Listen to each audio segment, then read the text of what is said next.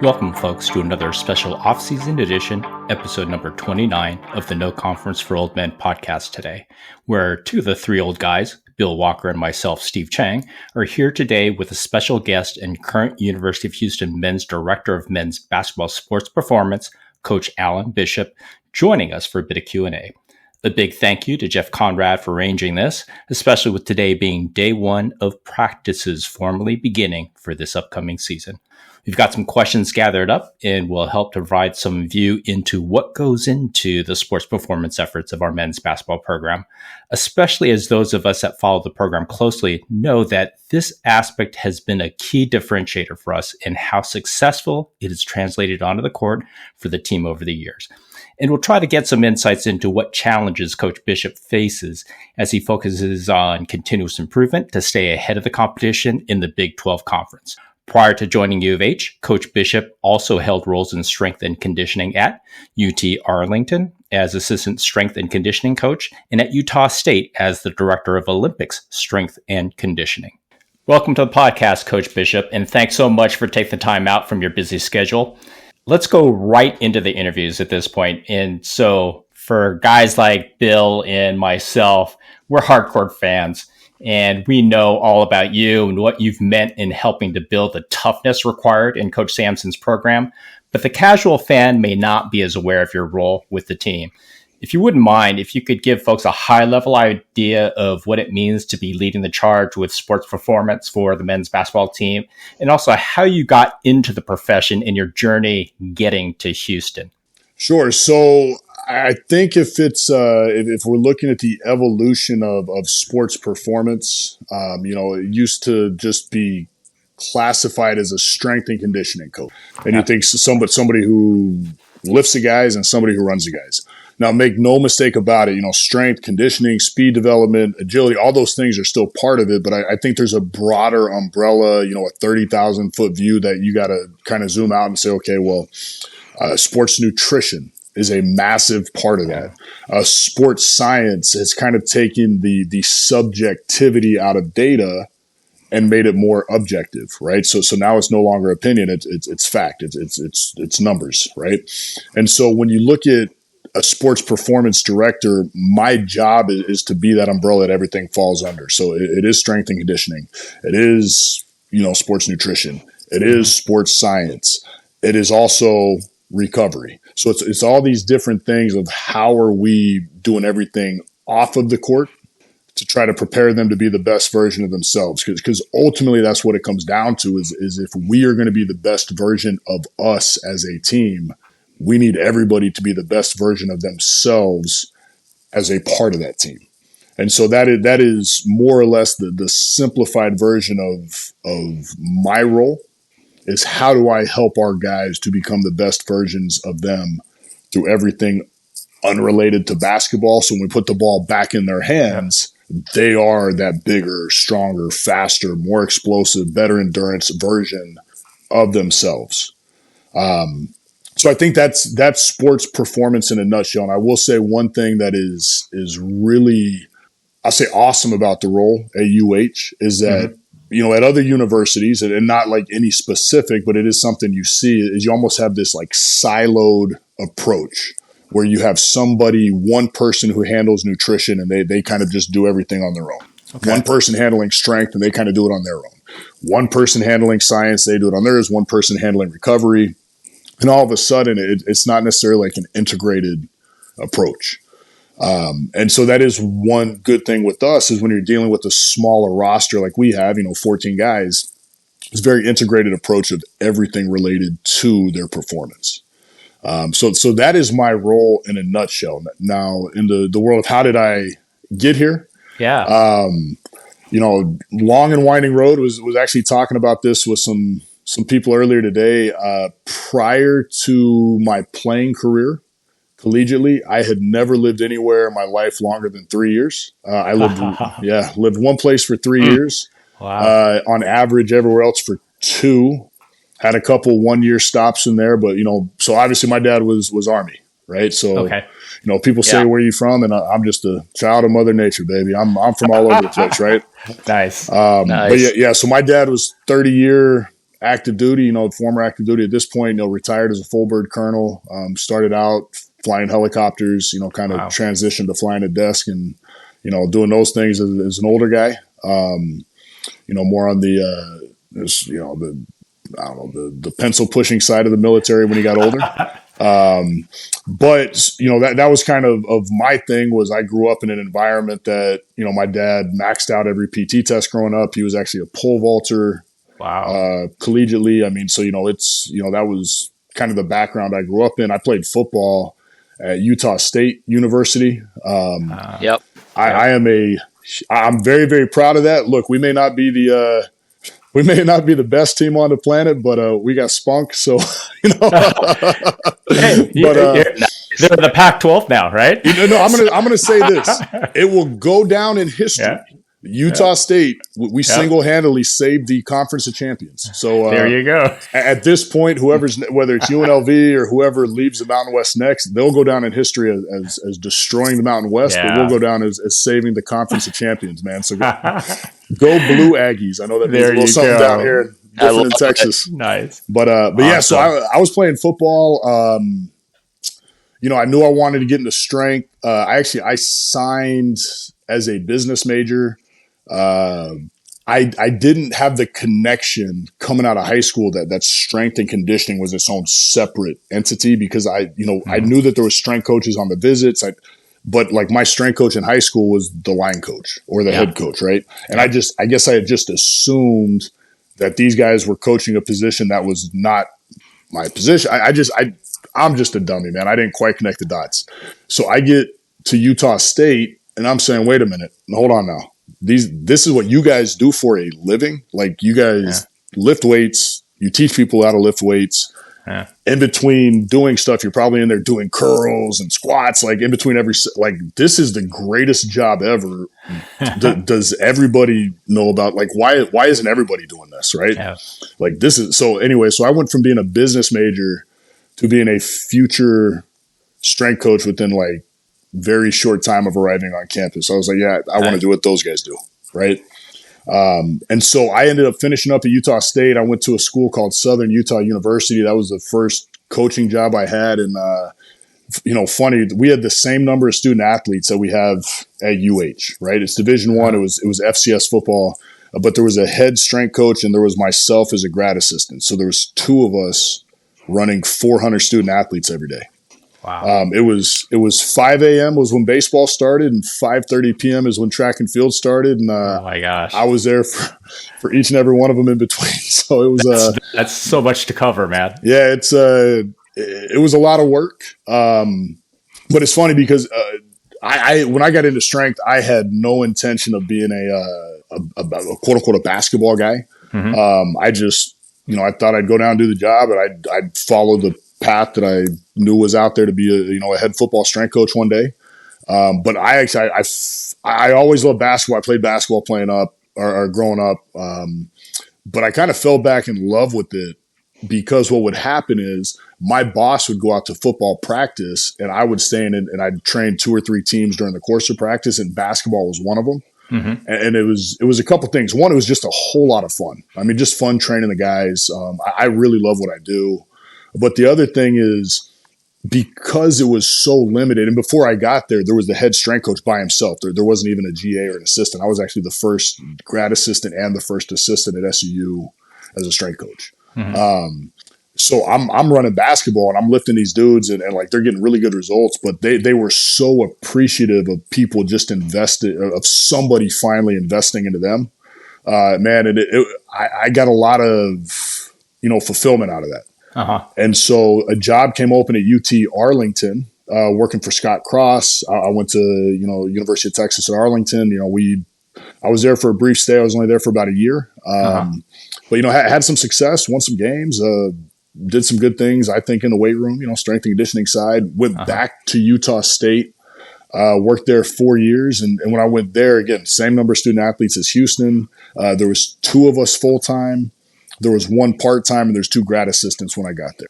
So there was 5 of us running the entire athletic department. Okay. I mean, so I was the top football assistant, and I was kind of the default Olympic sport director. Yep. And so more or less the head football guy go out to practice and I'm staying back still training basketball, gymnastics, everybody. But at that point I had taken on basketball. It was what I wanted to do. Yep. And then when the opportunity came to work for Coach, I won't get into all the behind the scenes, but I put out a couple calls to some, one of Coach's previous strength coach from Oklahoma and one of Kellen's previous strength coaches from App. And I was like, guys, like, I want to push my chips all in on this. Like, I really, really want this job to go work for Coach Sampson. They both felt that I was the right fit for him. And so, both of them called, got me connected, went through the interview process and man, I'm one of the best decisions I've ever made. Love being down here. It's awesome. No, it's great. And we're so appreciative of you as part of the program. And, for the three of us that are diehard Houston Cougar basketball fans, we all noticed the change after you joined in 2017 with the physical transformation of the kids heading into the 17-18 season.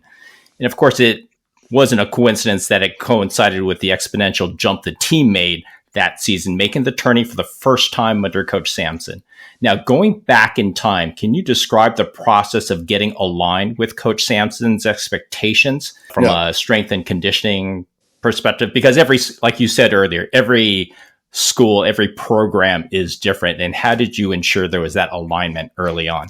So I want to take one step back. I'm going to answer that question, but something you said. I would tell you this. I'm super grateful to be here. I work my butt off. I'm really happy to be, a puzzle piece in this 1,000-piece puzzle, and I've got one little piece in the corner somewhere. So, my part of it. But I'll say this: if I get abducted by aliens tomorrow, Coach Sampson's still a first ballot Hall of Fame coach. I mean, he was going to do what he did no matter what, right? Yeah. And then the other thing is, I mean this sincerely. It sounds funny, but the best strength coach on every staff is your recruiting coordinator, right? And because when you bring in really, really tough kids, you're going to have a really tough team. And you bring in super, freak athletes that can play ball and buy into playing hard. All of a sudden, we all look like geniuses, right? Yeah. So make no mistake about it. When I came in, that's the same time Qantas came in. Yeah. And all of a sudden, we're getting some really, really good dudes out of Louisiana. Yeah. Kellen had been established on staff. And all of a sudden, the recruiting was going to tick up no matter what, just with Coach being here and being able to get his program going. So when you say it coincided, I'll say I was at the right place at the right time for that. And I'm very proud of, the hard work I put in to help the program, but please don't give me too much credit on that, man. Cause I don't deserve it. It is Coach Sampson's program. It's those assistant coaches. It is, man, those guys, you have no idea what goes on every day in that. It is a developmental program. Most definitely. Yeah. Those guys got them right. To discount what Coach has done, obviously, as you said, one of the greatest coaches in all of college basketball. But we definitely want to give you your props as well. I mean, for us fans that monitor it really closely, we saw the physical transformation of the kids, right? From the season before, even to your first year there, it was just a different body makeup heading into the season. And so just wanted to make sure we understood kind of how you got aligned with Coach and then maybe a better idea of the types of programs you put in place for that first year that was different from what was done before. Yeah. So and I get what you're going with that. So what I'll say is it's probably my favorite thing that Coach Sampson demands out of us. And he's not asking. I mean, he's telling, this is how he runs his program, is we all need to be first team all conference in our job. And I really feel that way. Is that I need to look around and say, okay, if I think anybody in our league is doing a better job than me as a strength coach, well, why is that? And then how do I do a better job than that? Okay. In terms of being alignment, I mean, look, you're going to absolutely work your face off in this program, both as a coach and as a player. Coach values a lot of things, accountability being one of them. But I think, the training style I have is kind of a perfect storm of it. Like you said, guys' bodies developing. Well, we wouldn't be able to do it if Lauren Sampson was not fundraising her face off, which a lot of people don't see that, but behind the scenes, all that money that she brings in, that's how much Coach Sampson values nutrition, is that money now goes to our fueling station, which is our 24/7, 365 food that they have in their locker room. All that money goes to our training table, which is our meals that we're able to provide. So, we make them come in and they have weights, they have tutoring. Well, you're going to miss breakfast. We are making you be with us so we can provide you that meal. We have you there in the afternoon at practice. Like, you missed dinner between pre-practice film, practice, post shots, whatever. So we can give you dinner, right? So we can give that training table. But without that training table, the bodies are not going to respond to training at all the way they need to. So you look at it as a collective, holistic effort of that, and then the other big thing is, one thing I'm a firm believer in is micronutrients should drive your macros. And what I mean by that is, if you look at the city of Houston, we are not a very calorically deficient people. These meals are phenomenal, right? Yeah. But that being said, if you let's say you start looking at key micronutrients like vitamin D or zinc or magnesium or all these things, well, maybe it's a nervous system regulator. You can't sleep at night because you're magnesium deficient. Maybe your androgen production, the things that make you male, is not where it needs to be. It's substandard because you're vitamin D deficient, you're zinc deficient, you're one of these things. And so now we can start looking at it and saying, okay, well, we have the money to provide the support. Let's go out and actually get the mindset of health will drive performance and address those things. The other big part is, I'm a big believer. This is my personal thing. And, there's always exceptions to the rule. But I think if you can stay sub 10% body fat, you are going to have a much better response, hormonal response to training, to nutrition, to everything we're trying to do. So I do think that's one thing that I am a little bit more cognizant of, is that, one, fat don't flex. I'm not saying you can't be a really good player carrying a little bit of extra body weight. A lot of people have done it. However, I do want to be very aware that if we're trying to put on weight, we'll make sure we're putting on a good weight. Yeah.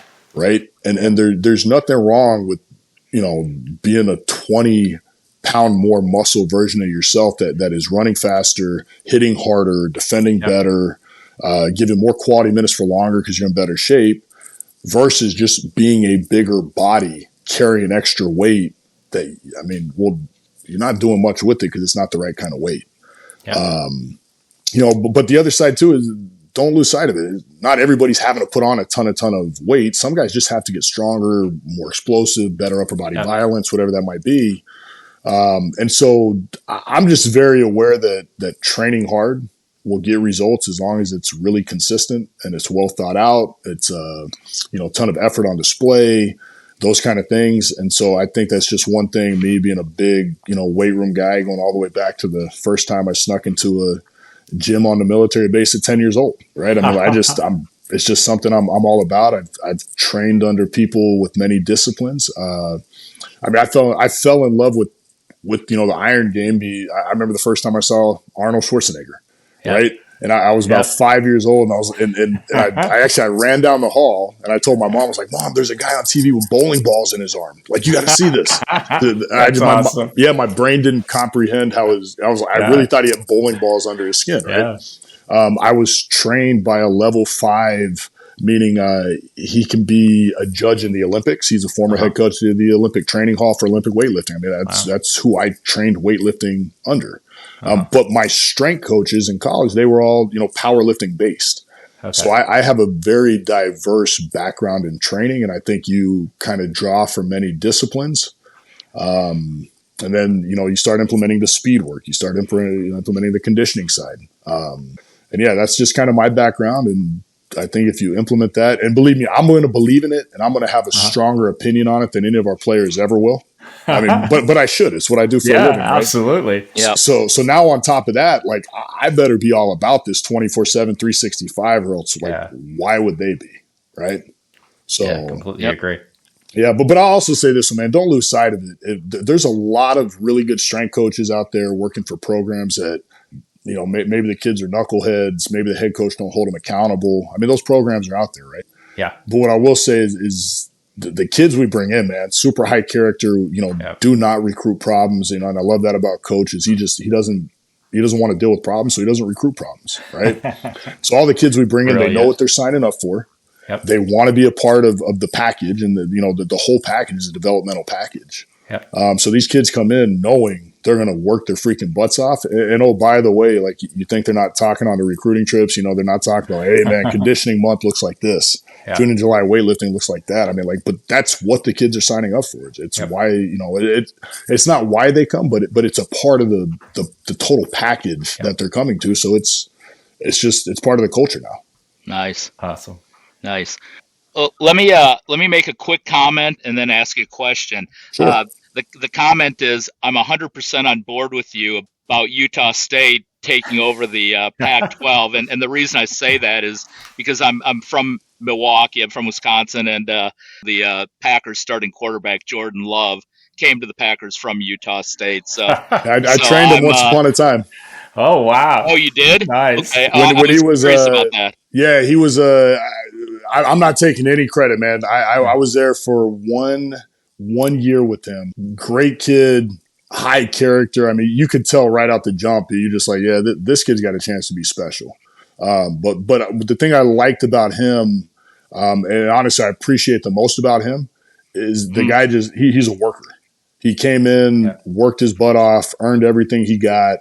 I mean, what he's got right now, he didn't get there by accident. I mean, it's not just because he was, touched by the hand of God and he's just going to be successful no matter what. That kid worked his freaking face off. But yeah. Oh, well, that's good to hear. Yeah. Had another Packer fan. I was going to say, we've had a few guys. I think Kyler Fackrell was a linebacker from Utah State, outside, rush end, outside back. Yeah. He was one of our guys. I got to remember who else. Was it Marwin Evans might have been a safety for you that we had. I think we might have had one more running back. I can't remember who it was. But, yeah, we had a handful of guys come through Utah State, go play for the Packers. Yeah. Oh, nice. Nice. Yeah. Well, okay, well, great. Well, the question I have is last year it obviously hurt the basketball team that Arsenault went down earlier in the year. Tugler went down late in the year. And I think a lot of people are curious to know how their rehab has been and how they're looking heading into the 24-25 season. Yeah, so they are both 100% cleared. Rehab went really, really good for both of them. Again, high character kids that attacked rehab, right? So, I mean, without diving too much into the details of it, I'll say we had our first practice today. They both looked really, really good. Nice.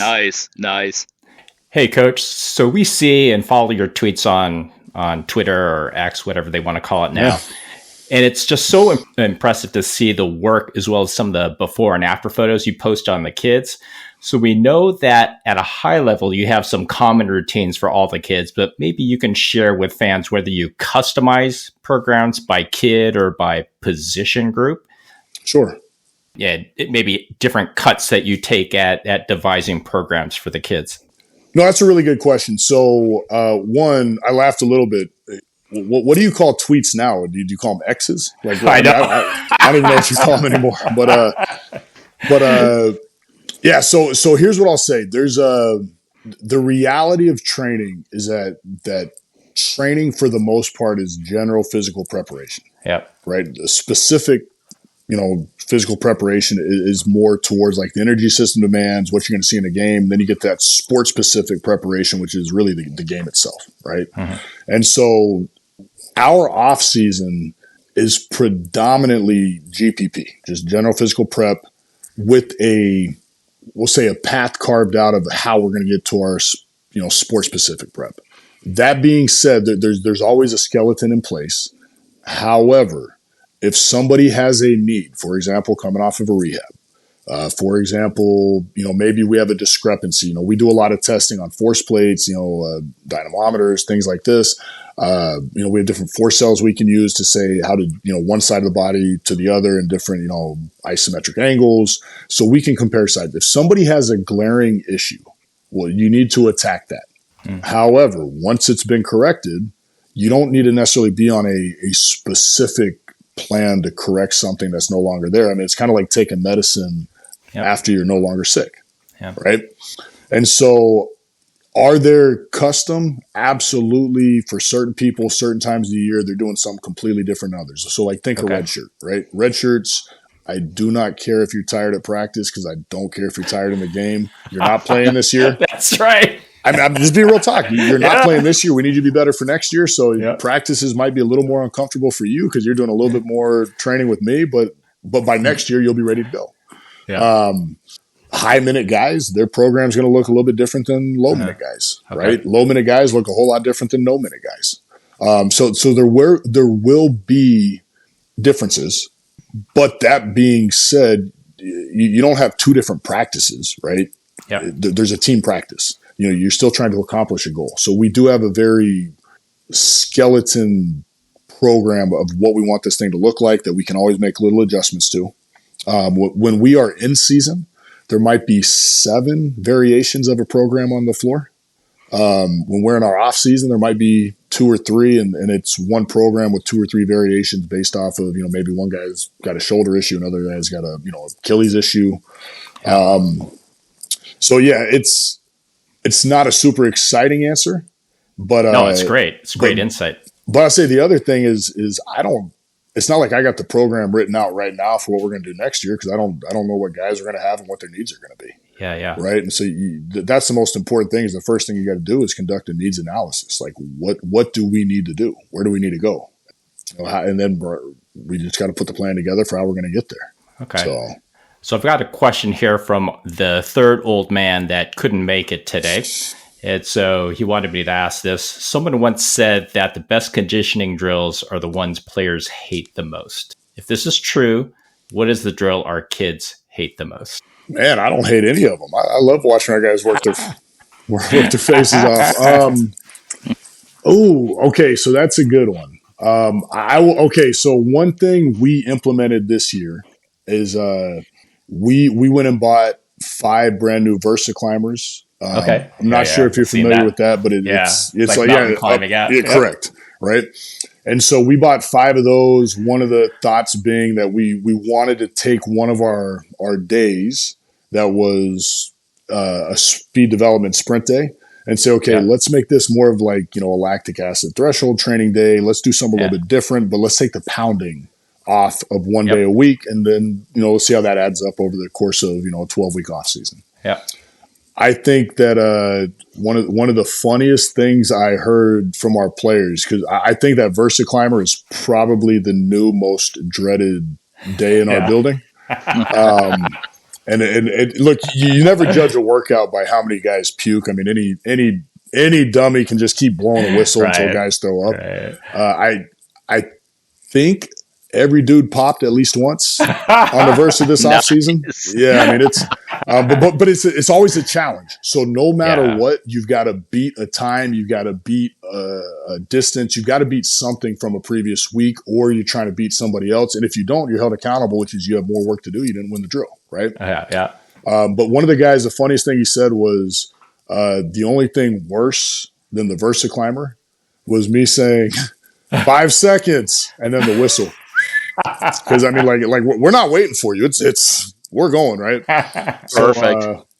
So my countdown and that whistle, and I'm telling you, I am a whistle coach. That whistle is the best way to organize a group of people. That whistle blows nonstop during conditioning drills. But I think the Versa is probably the toughest thing we do. Yeah. And I think it's probably the most terrifying thing to some of these guys because I mean, there's just nowhere to hide. There's no way to hide in the middle. There's nowhere to. Hey, I'm going to run on hard as I can the first 2 and the 5th, but I'm going to coast on the 3rd and the 4th a little. There's just nowhere to hide. So, and when we do everything, we have the full staff in there. So that's one unique thing about our staff is, in our off season, every single day in June, July, August, September, if we're doing a team lift or team run, Coach Sampson, the operations guys, the assistant coaches, the video, all the way down to the managers. Everybody is there because that's our practice. So, so when I say there's nowhere to hide, there's nowhere to hide, man. Nowhere to hide. Wow. So kind of jumping topics here. We can't mention any names at this point because in this upcoming recruiting class, they have not signed yet. but we did notice one top flight recruiting target brought their personal strength and conditioning coaches with them on their official visit. Is this the first time that has happened? Or is it commonplace? Are you actively involved in on-campus visits with recruits? Yeah, I must have not been there for that one, man. I don't remember. No, I'm kidding. No, so okay, so I would. Is it the first time that I've met a strength coach on a visit? No, a lot of times, like some of those guys, people who come on visits are people that are important in that person's circle, that decision making process. Absolutely. Right? Sometimes I think once you start bringing strength coaches, you might as well start bringing the neighbor's dog too, right? Yeah. Might as well bring everybody, right? But no. But anyways, some guys, like maybe it's a workout guy, maybe it's someone who has a couple dual roles with them, like an AAU coach or a high school coach or somebody that also does some other things. But primarily, it's the kid and his immediate family, right? Family, yeah. In terms of what you're alluding to, I will say in that instance, there was a pre-existing connection to that strength coach. Okay. And I'll say this, that's about where it starts and it stops. I mean, he had a really, really good, trust me, that guy had really, really good things to say about the Houston program, but that was KC Beard 100%. That guy absolutely did a phenomenal job in making sure that specific recruit knew his path to success and how Houston was going to get him there. Right. Yeah. Nice. But with those strength coaches specifically, just a pre-existing relationship, never hurts to have a lot of people saying good things about you. Yep. I know that their bias, again, I know the guys, their bias was they had a connection to that family. And they really wanted him to come here because they wanted more free Houston gear because I know the guys. Nice. But awesome. no, they were really, they were a really good group. So is it common? Probably not super common. But is it common to have a lot of people on a visit? Yeah, sure. Yeah. Important people in your life because it's a huge, important decision. Now, that being said, my involvement, every unofficial visit, trust me, if we're bringing them in, they are important. So I'm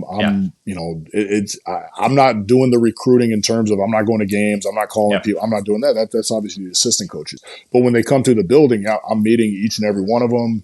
You get to the official visit, it's probably about an hour of me explaining to them, hey, this is what the program is. This is how it operates. This is what to expect. This is what we value.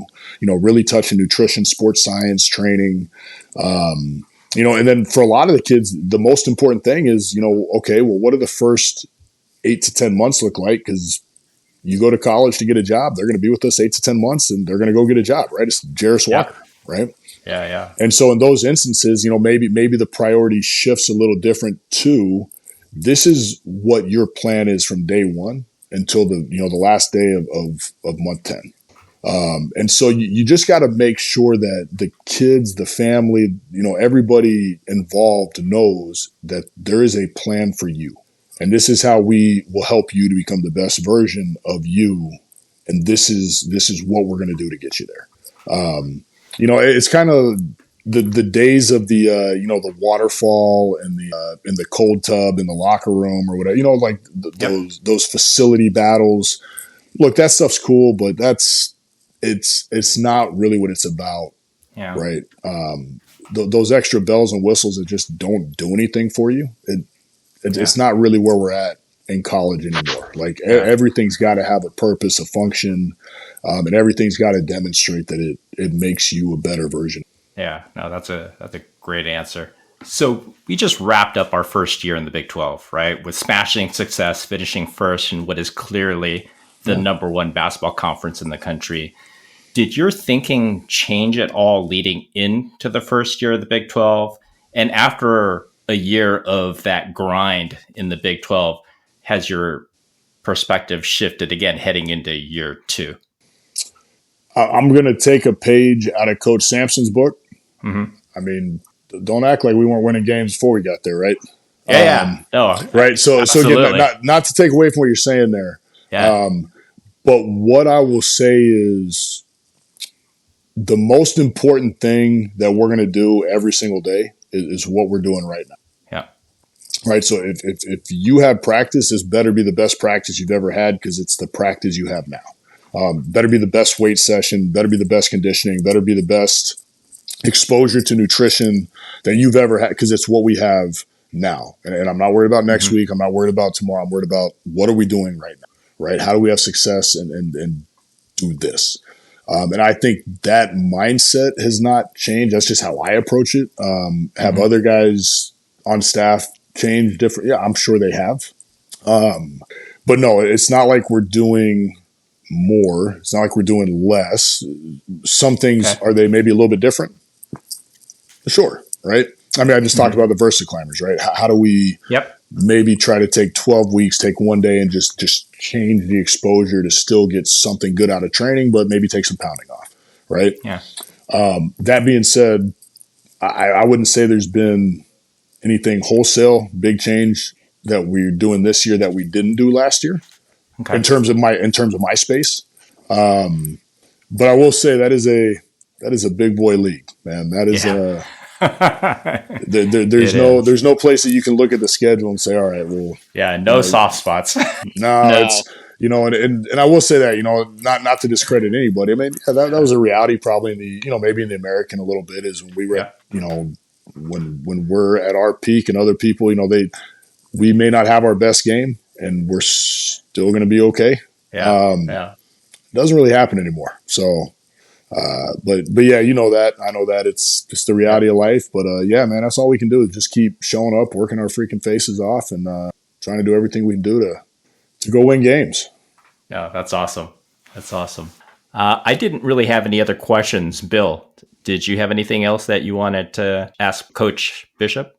Well, looking into the upcoming season, we've got 4 or 5 starters coming back, and you've obviously worked with them.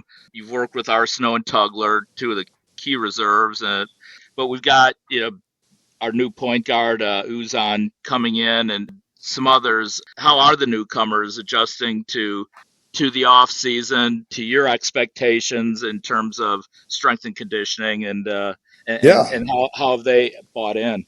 No, I'll tell you this: Mercy and Chase are 2 freshmen coming in.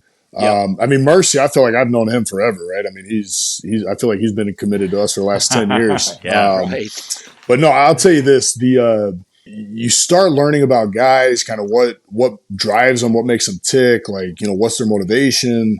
And I'll tell you this, the 2 freshmen, I think they're both guys that I've been extremely happy. I've been impressed with their work ethic. You can tell they're kids that come from families that value hard work.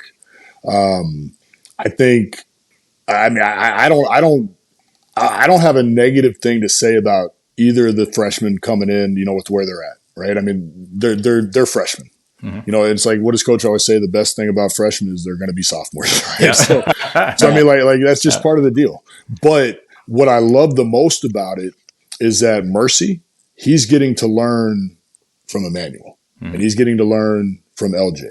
And I think that is one of those secret sauce things in the program is, well, don't forget, Emmanuel, he was learning from Jamal.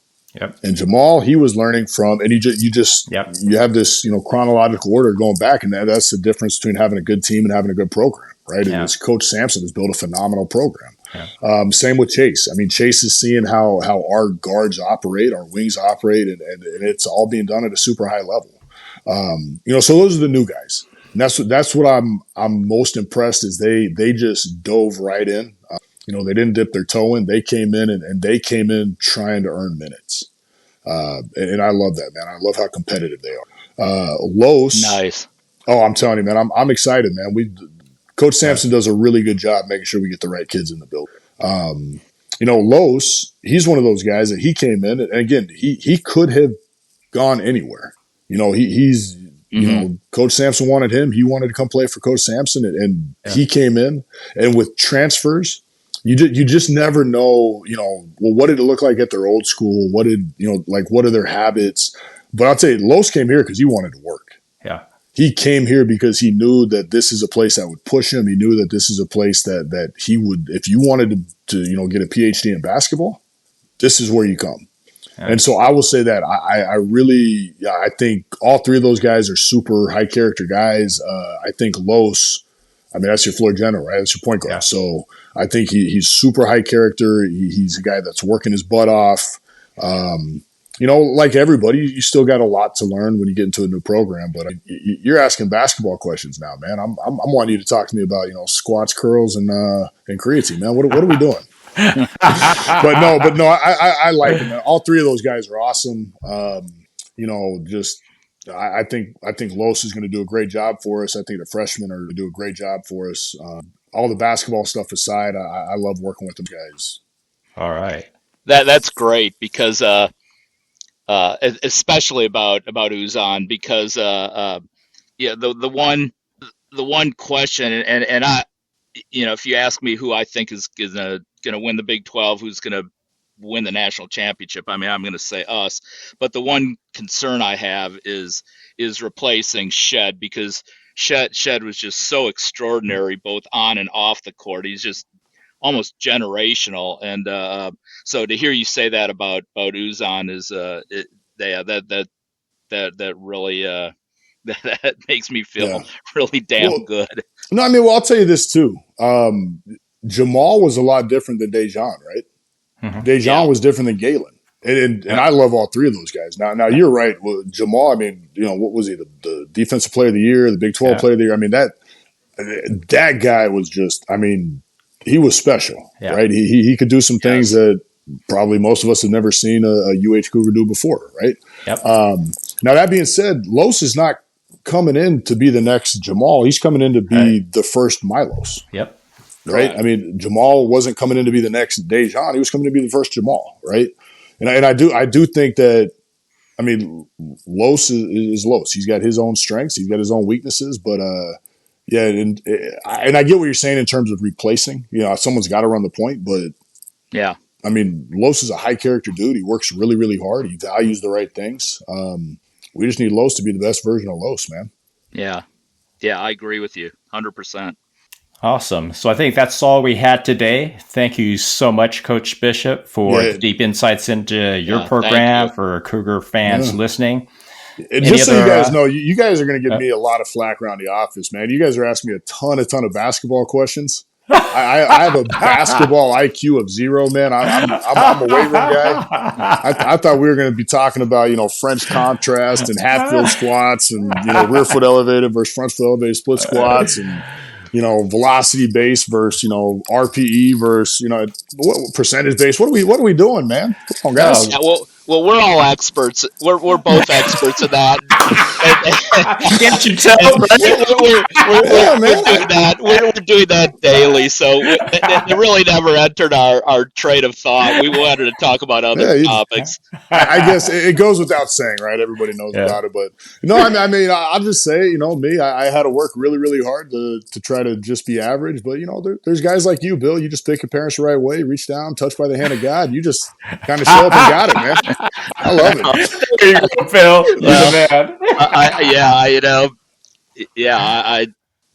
Some people are luckier than others, I guess.